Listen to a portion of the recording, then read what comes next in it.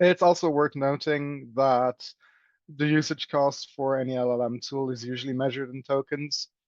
If you look, for example, at, say, ChatGPT or Anthropic or whatever, if you look at their non-free tiers, they usually charge a certain plan that has X number of input tokens and Y number of output tokens, usually in the millions, usually starting from 1 million tokens. And these prices are different for traditional versus reasoning models.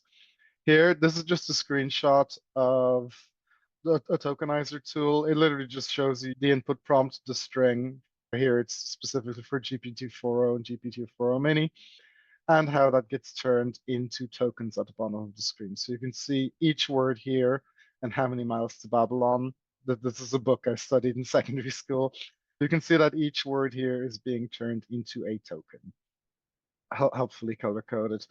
Most mainline LLM models have their own tokenizer tool that's available just for free in a web UI. If you search the name of the LLM model followed by tokenizer, you'll usually get a UI like this that kind of shows you how strings are tokenized in your prompts. The next concept we need to know about is context windows and output token limits. Context windows basically just refer to the number of tokens an LLM can take. So the context window is the number of tokens an LLM can take as an input.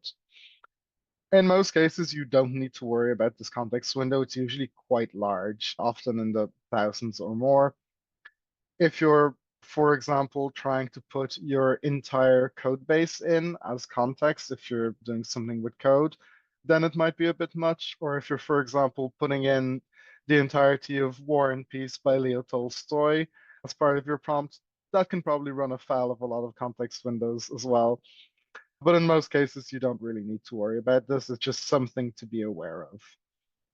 The output token limit is effectively the same concept, but for your output. Normally, at least with basic everyday prompts, the output is going to be longer than the input because a lot of prompts are going to be 1 or 2 sentences. The outputs tend to be longer. I'm sure if you guys have used LLMs, you've probably noticed that they, unless you tell them otherwise, have a propensity to be a little bit verbose, much like myself. But yeah, so it's worth knowing that there's a limit to the input, there's a limit to the output. It's measured in tokens.